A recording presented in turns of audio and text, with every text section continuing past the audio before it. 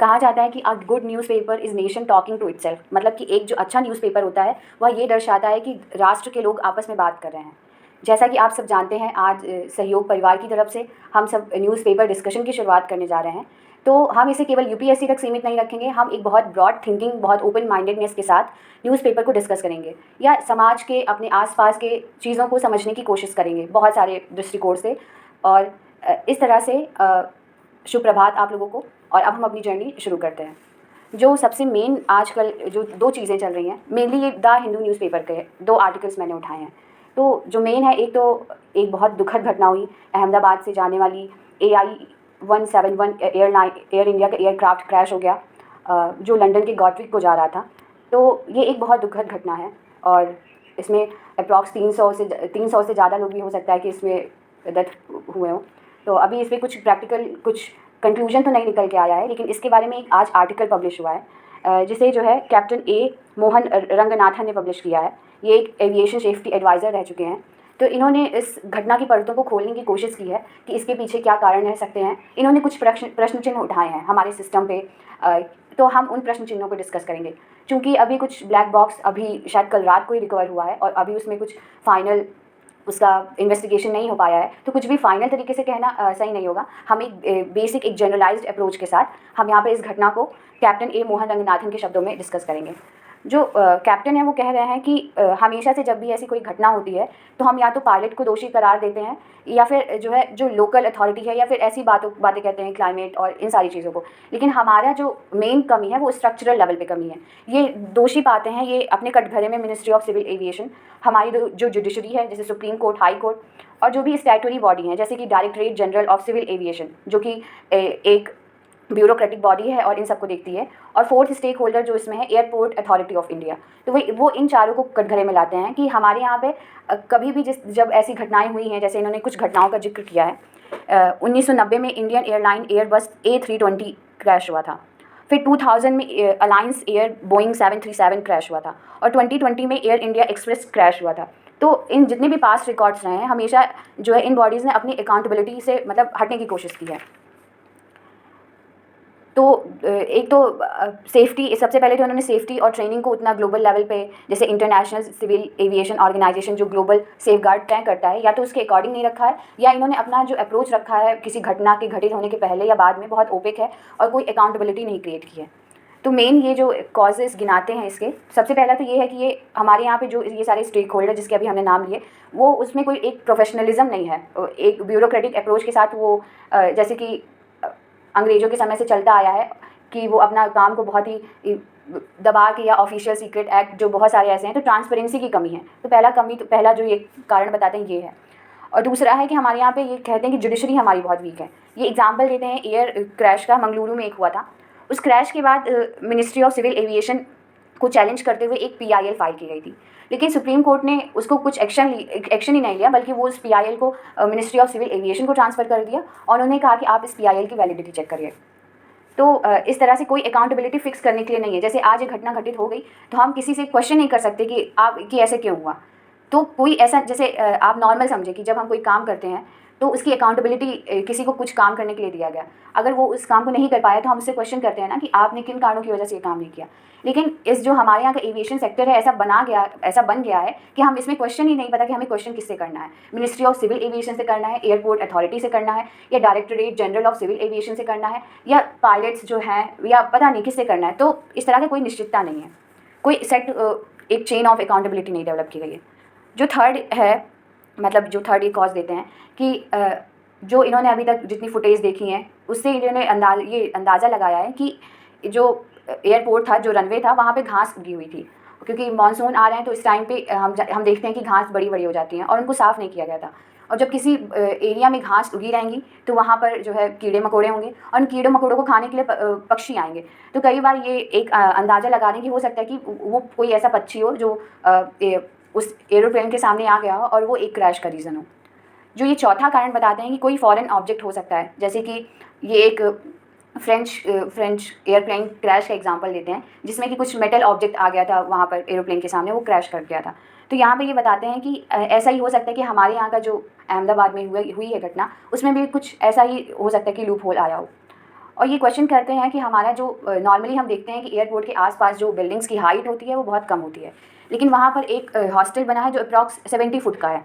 70 foot का structure एक airport के सामने करना, क्या आपको मतलब ये भी तो थोड़ा क्वेश्चन करता है ना कि कैसे वहाँ पर उस हॉस्टल को खड़ा करने के लिए नो ऑब्जेक्शन सर्टिफिकेट मिला। तो ये कुछ क्वेश्चन ये रेज़ करते हैं। उसके अलावा इसके साथ में एक और आर्टिकल है जिसमें कुछ और बातें भी कही गई हैं कि जो कंपनी का हमारा ये एयरक्राफ्ट था, बोइंग कंपनी, आपको मैं जानकारी के लिए बता दूं कि जो एयरक्राफ्ट बिल्ड करती हैं कंपनियां पूरे वर्ल्ड में केवल 2 हैं। डुओपॉली जिसे हम बोलते हैं, जैसे एक मोनोपॉली होता है, मोनोपॉली में होता है कि जब सारा चीज़ कोई एक ही कंपनी बना रही हो, लेकिन इसमें डुओपॉली है कि 2 कंपनियां विश्व के मैक्सिमम नंबर्स ऑफ एयरक्राफ्ट कर रही हैं। एक तो है बोइंग और दूसरा है एयरबस। तो बोइंग का अगर आप न्यूज़ फॉलो करते हो, अगर आप कुछ थोड़ा बहुत पता हो, तो बोइंग के आप कुछ बहुत सारे ऐसे क्रैशेस देख रहे होंगे, जैसे नेपाल में एक घटना हुई थी, ये कि एयरक्राफ्ट वहाँ का था। उसके बाद रिसेंटली अभी सिंगापुर में आपको याद होगा कि वहाँ पर शायद खिड़कियाँ खुल गई थी या कुछ ऐसा वो हुआ था। और कई बार ऐसा है कि बोइंग के एयरक्राफ्ट में ऑक्सीजन सिलेंडर्स या मास्क मिसिंग पाए गए हैं। तो बोइंग की जो वर्क कल्चर है और जो वहाँ का पूरा इकोसिस्टम ऐसा बन गया है, उस पर कई बार कुछ लोगों ने विशल ब्लोइंग भी की है कि जो है यहाँ का सिस्टम सही नहीं है। लेकिन ये एक डुओपॉली है तो उसका कुछ कर नहीं पाया, और ये एक अमेरिका की कंपनी है। अगर भारत की कंपनी होती तो हम उससे ज़्यादा सवाल करते और उसकी अकाउंटेबिलिटी कुछ तो सेट करते, कुछ तो हमारे पास रेगुलेटरी नॉर्म्स होते। लेकिन ये एक अमेरिका की कंपनी है तो हमारे पास हमारे अपने भी एक लिमिटेशन हो जाती है, गवर्नमेंट की भी एक लिमिटेशन हो जाती है। तो एक तो बोइंग का है। दूसरा जो मेन कंसर्न जो हो सकता है, ये मेरा अंदाज़ा है, क्लाइमेट चेंज। क्लाइमेट चेंज से हमारे जो है धरती का टेम्परेचर बढ़ रहा है, और जो हमारे एटमॉस्फेयर में एयर होती है ना, वो कई लेयर में होती है। धीरे धीरे हम आगे के जब एडिटोरियल्स पढ़ेंगे तो समझेंगे, अभी बस आप इतना समझिए। तो जब हमारी धरती की आज जो इतनी ग्रीन हाउस गैसेस हो गई हैं, धरती गर्म हो गई है, तो हवा का संतुलन, कौन हवा गर्म है ठंडी है, वो उस हिसाब से उतना अच्छे से मैनेज नहीं हो पा रहा जब नॉन ग्रीन हाउस एरा था, ग्रीन हाउस गैस एरा था, मतलब जब ग्रीन हाउस गैसेस का इतना प्रभाव नहीं था। आजकल की जो एयरक्राफ्ट हैं, ग्रीन हाउस गैसेस और इन सब को लेकर उतने क्लाइमेट चेंज फ्रेंडली एयरक्राफ्ट तो अभी बन नहीं रहे हैं, क्योंकि आपको मैंने ऊपर ही बताया, पहले ही बताया कि डुओपॉली है। तो जो एयरक्राफ्ट बिल्ड होते हैं, इनके जो पंख आप देखेंगे कि वो कैसे हवा को ऊपर प्रेस करना है, हवा कैसे उसे प्रेस करती है, तो टर्बुलेंस नहीं क्रिएट हो पाता, थ्रस्ट एक लिमिट में बना रहता है। तो जो क्लाइमेट चेंज की वजह से है, हवा का प्रेशर और हवा का टेम्परेचर, इन सब में बहुत चेंजेस हुए हैं। तो एक ये फैक्टर हो सकता है। तो आज हमने इसमें के कॉजेज समझे कि इस घटना के पीछे क्या क्या कारण हो सकते हैं। हमने बहुत सारे अप्रोच से समझा। हमने एक जाना कि एक तो स्ट्रक्चरल लेवल पे कमी हो सकती है, दूसरा हो सकता है कि हमने जिस कंपनी का एयरक्राफ्ट खरीदा हो, कुछ उसमें डिफ़ॉल्ट सिक्योरिटी लूप होल हो। कुछ हमारे जो फंक्शनल लेवल पे कमी है कि हमने वो मानसून आ रहा है तो हमने साफ़ सफाई नहीं की, ये हो सकता है। और जो नो ऑब्जेक्शन सर्टिफिकेट दे दिया एयरपोर्ट के पास इतने बड़े कंस्ट्रक्शन साइट को, तो ये कुछ अप्रोच हमने समझे। तो अब कर क्या सकते हैं हम? सबसे पहले तो जो हमारा स्ट्रक्चरल है ना, उसको रिफॉर्म करना होगा, स्ट्रक्चर रिफॉर्म करना होगा कि हमें अभी यहाँ पे ब्यूरोक्रेटिक माइंडसेट के लोग बैठे हैं मिनिस्ट्री ऑफ सिविल एविएशन में, या जितने भी एयरपोर्ट अथॉरिटी ऑफ इंडिया है, DGCA है, इनमें सब में। तो हमें उसको जो है प्रोफेशनलिज्म उसमें लाने की ज़रूरत है, और हमें कुछ लैटरल एंट्री की तरह के द्वारा कुछ उस एक्सपर्ट्स उसमें बैठाने की ज़रूरत है। हमें जुडिशरी को कुछ एक्टिवेट करना होगा कि judiciary can't be passive in any situation. जब 300 मोर देन 300 पीपल्स की लाइफ जो है ऐसे होती है, तो उसको कुछ ना कुछ तो सुओ मोटो अप्रोच लेना पड़ेगा। तो जुडिशरी को इसमें कंसर्न होने की ज़रूरत है। और फंक्शनल लेवल पे हमें सिक्योरिटी को इंश्योर करने की ज़रूरत है। हमें साफ़ सफाई और सिक्योरिटी नॉर्म्स जो इंटरनेशनल सिविल एविएशन ऑर्गेनाइजेशन है उसके स्टैंडर्ड्स उसके स्टैंडर्ड में करने की ज़रूरत है। हमें ट्रेनिंग को अपग्रेड करने की ज़रूरत है। जैसे ट्रेनिंग के बारे में कहा जाता है कि जो कैप्टन चला रहे थे वो एक अभी लाइन ट्रेनिंग कैप्टन थे, तो शायद वो उतने इफिशिएंट ना हो, या फिर जो भी है उसके बारे में अभी क्योंकि फाइनल रिपोर्ट नहीं आई है तो कुछ कहा नहीं जा सकता है। लेकिन कुछ ऐसे हमें प्रिकॉशनरी मेजर्स लेने पड़ेंगे। और अगर हम पूरा देखें तो ये पूरी जो एयर इंडिया की फ़्लाइट है वो टाटा सन्स के द्वारा की जाती है, टाटा सन्स इसे ऑपरेट करती है। तो इसको बहुत बड़े लेवल पे अपने में चेंज लाने की जरूरत है, एक ऑर्गेनाइजेशनल लेवल पे। सबसे पहले इसे JRD टाटा ने बनाया था, लेकिन कुछ समय के बाद इसे नेशनलाइज कर दिया गया था। लेकिन रिसेंटली शायद 2020 में इसे फिर से जो है टाटा सन्स को दे दिया गया। लेकिन उसके बाद भी हम देख रहे हैं कि बहुत सारे सिक्योरिटी कंसर्न्स आते रहते हैं। तो हमें उस पर इस ऑर्गेनाइजेशन को उस पर एक बार रीथिंक करने की ज़रूरत है कि प्राइवेटाइजेशन के बाद भी और चीज़ों का ऑर्गेनाइजेशन अपने हाथ में लेने के बाद भी ऐसा क्यों हो रहा है। तो इस तरीके से इसमें हम बहुत सारी चीज़ें एनालाइज कर सकते हैं। अभी शायद 2-3 दिन इसके और आर्टिकल्स हैं, तो जो चीज़ ऐड होंगी हम उसमें ऐड करते जाएंगे। तो ये हमारा पहला आर्टिकल था। जो दूसरा है, अभी आप बिल्कुल बोर मत होइएगा और इसे एक कहानी की तरह सुनिएगा, क्योंकि मुझे जो बताया गया है कि अभी आप लोग first year, second year, third year के बच्चे हैं, तो हो सकता है कि अभी आपकी थोड़ी सी लिमिटेड थिंकिंग हो तो बिल्कुल भी इसे स्ट्रेस लेके मत सुनिएगा और बहुत ही ओपन माइंडेडनेस के साथ, जैसे कोई कहानी सुन रहे हो, और खुद से क्वेश्चन करिएगा और आपके जो क्वेश्चन हो आप अपने भी वॉइस मैसेज या मैसेज के साथ डाल दीजिएगा। जो दूसरा जो बहुत इंपॉर्टेंट घटित हुआ वो है ईरान इजराइल। इनके बीच में कॉन्फ्लिक्ट तो हमेशा से रहता है और हम एक बात हमेशा ध्यान देंगे कि हम जब भी न्यूज़पेपर पढ़ रहे हों तो हम एटलस लेके बैठेंगे। एटलस, आई थिंक आप लोग इतने बड़े हैं कि सबके पास एक एटलस होना चाहिए, और कुछ भी पढ़ते टाइम एटलस से उसको अगर आप देखोगे तो आपका जो पर्सपेक्टिव डेवलप होगा ना वो बहुत अलग होगा दूसरों से। तो कुछ भी पढ़ो आप, जोग्राफी, सोसाइटी, ये मैं अदर न्यूज़पेपर से इधर बात कर रही हूँ लेकिन ये ज़रूरी बात है, जोग्राफी, पॉलिटी, सोसाइटी, कुछ भी पढ़ रहे हो आप जोग्राफी की आप एटलस लेके ज़रूर बैठिए, क्योंकि एटलस से आपको हर पर्सपेक्टिव पता चल जाता है। उसी का एक है ईरान इजराइल। ईरान इजराइल हम देखेंगे कि ये वेस्ट एशिया के दो कंट्रीज़ हैं, ईरान और इजराइल। इजराइल एक ज्यूइश नेशन है मेनली, क्योंकि यहाँ पर रिलीजन एक इंपॉर्टेंट फैक्टर प्ले करता है, तो मैं आपको इसका रिलीजन एक तरह से रिलीजियस आइडेंटिटी जो है मैं बता रही हूँ। और ईरान एक शियाइट मुस्लिम स्टेट है, मुस्लिम कंट्री है।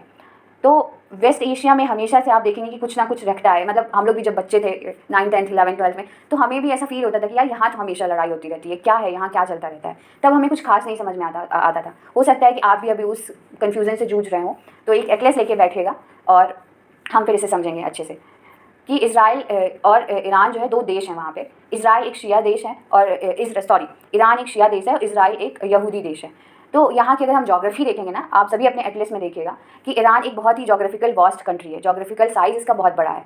तो कई बार जो उसके आसपास के दो देश होते हैं, जैसे सऊदी अरेबिया हो गया, आप इन सब की लोकेशन मैप में देखते जाइएगा। सऊदी अरेबिया हो गया, यूएई हो गया, इजराइल हो गया, इजिप्ट हो गया, अफ्रीका का भी थोड़ा सा पार्ट इसमें आता है, मतलब कॉन्फ्लिक्ट में रहता है।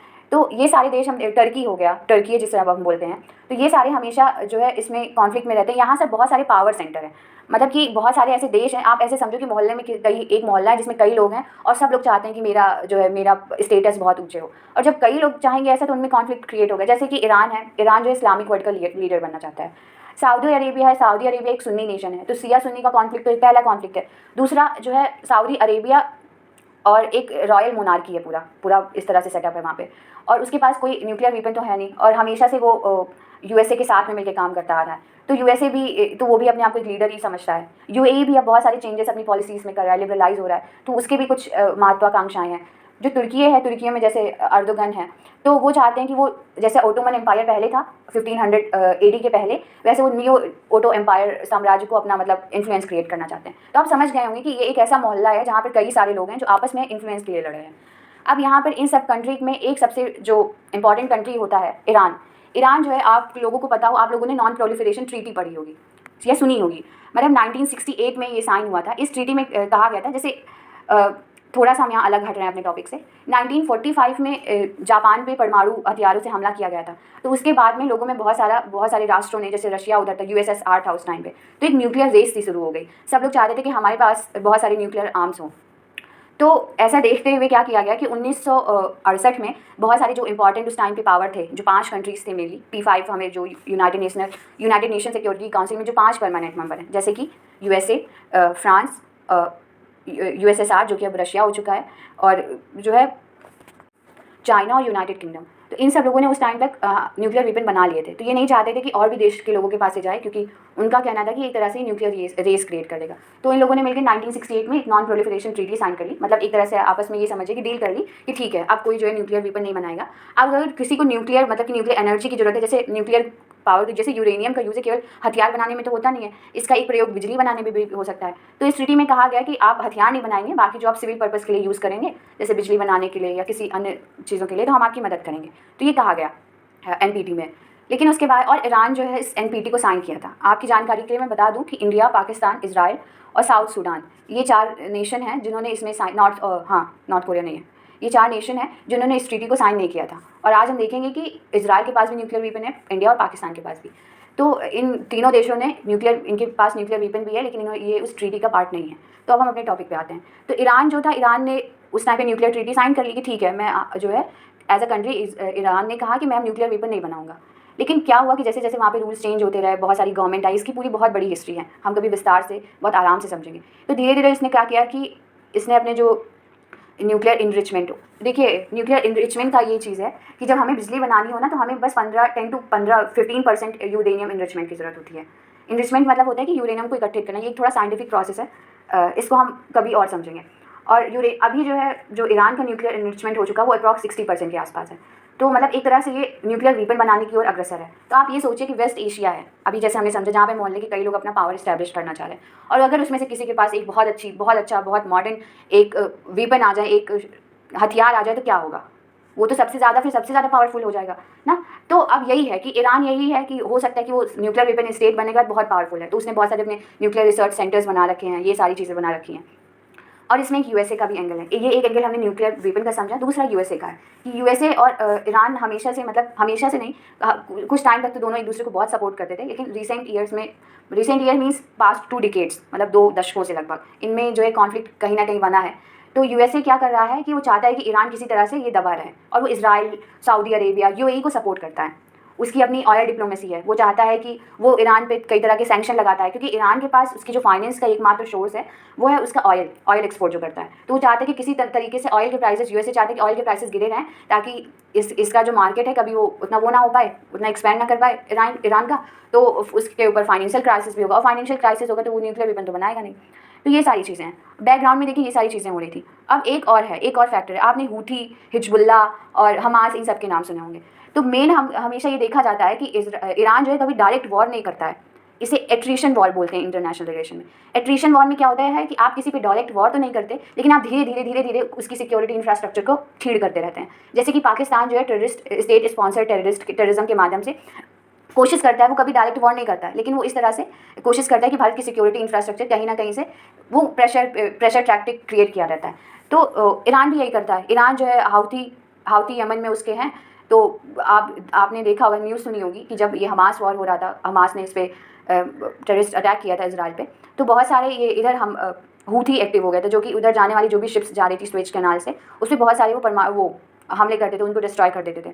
इसी तरह से हिजबुल्ला लेबनान में है, वो भी जो है यहाँ के सिक्योरिटी आर्किटेक्चर को, इजराइल के, उसको तोड़ने की कोशिश करता रहता है किसी ना किसी तरीके से। तो इस तरह से इसके जो 3H हैं वो काम करते रहते हैं। अब इजराइल को बहुत दिनों से इन सारी चीज़ों की प्रॉब्लम थी, तो ये था कि ये वॉर तो होना ही है, आज नहीं तो कल, लेकिन वॉर तो, या इस तरह की इजराइल कुछ बड़ी एक्टिविटी करेगा ही। तो इसने जो है राइजिंग लायन नाम से एक लॉन्च किया।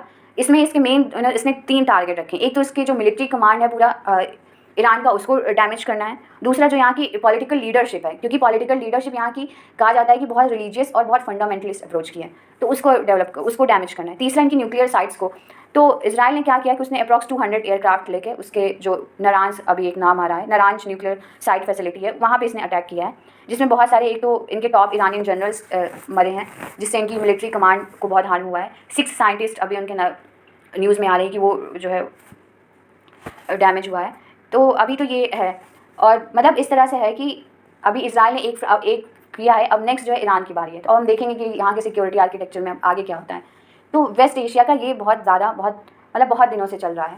ये कहीं ना कहीं अगर हम इसे एक वाइडर पर्सपेक्टिव में देखने की कोशिश करें, तो कहीं ना कहीं ये प्रॉब्लम डेवलप्ड कंट्रीज़ के द्वारा ही क्रिएट की गई है, जो अपने व्यूज़ को एक्सपैंड करने के लिए, अपने इन्फ्लुएंस को एक्सपैंड करने के लिए, ऑयल डिप्लोमेसी को प्रमोट करने के लिए कुछ ना कुछ ऐसी एक्टिविटी इस रीजन में करते रहते हैं। इंडिया इस चीज़ को कैसे ले सकता है? देखिए, इंडिया का ईरान जो है, ईरान से भी एक अच्छा रिश्ता रहा है। ईरान को एक्सटेंडेड नेबर बोलता है, जो पाकिस्तान को के साथ एक बॉर्डर शेयर करता है, और ईरान के साथ उसका एक चाबहार पोर्ट भी है, जो कहीं ना कहीं भारत को रशिया और यूरेशिया और सेंट्रल एशिया रीजन, जैसे कजाकिस्तान, उज्बेकिस्तान, इन कंट्रीज से कनेक्ट करेगा।